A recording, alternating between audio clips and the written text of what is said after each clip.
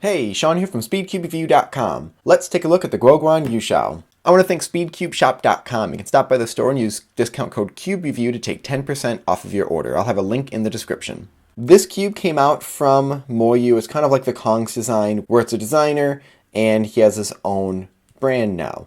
So this is the stickerless version, and like I went over in the unboxing, they use the yellow and orange from the bright version.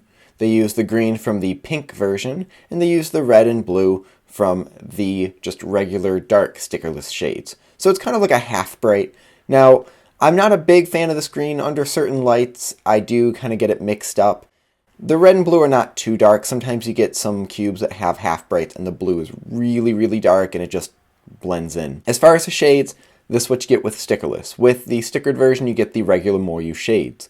As far as performance, you've already heard it. It's a fantastic cube. It flows really nicely.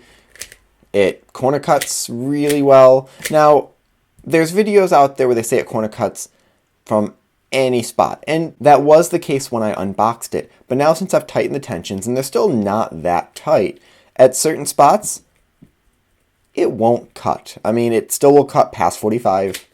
It'll still reverse corner cut a little beyond line to line. But that will get stuck in some spots. Now, this isn't way beyond anything else on the market.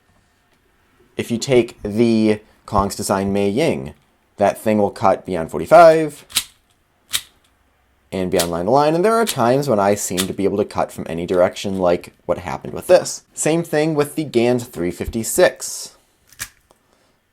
So corner cutting is not beyond anything that we've really seen before.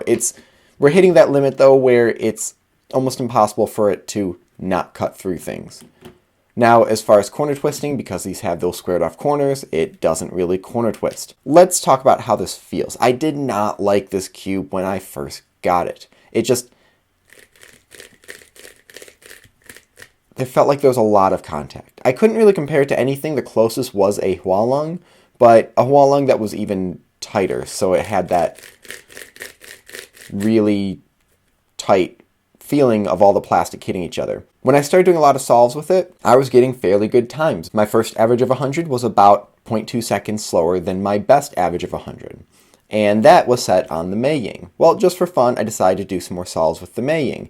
And immediately, I beat my average of 100 by like half a second. So I felt like this was doing much better, and then I went back to this, and they're both great cubes. As far as the pieces look, they are very similar to a Mei Ying. If we look at the edges first, those look almost identical. A little difference, but they're close to almost being the exact same thing. Corners, same sort of idea. Now, they did the same thing with the Guoguan that they have on the Mei Ying, where the center stock is a separate piece, and there are 3 different pieces that go around it. They look very similar. The main difference is that this Guoguan has more of a solid edge here, but it's the same sort of idea. Almost the same angles as well. So, is this a great cube? Of course it is. Do I like it? Not that much. Now, I get great times on it, so it's not like it's a horrible cube where I get horrible times. I just don't like the feeling of it.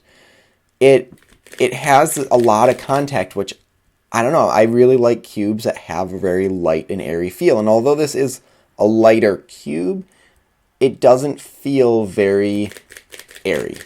If you, let's say, liked the Mei Ying but wished it was more controllable, this would be your cube. But if you like the Mei Ying because of its very airy feel, you might not like the feeling of this. Same thing sort of goes, if you liked the Gans 356 because it had that tighter feel, but really liked that quiet sound,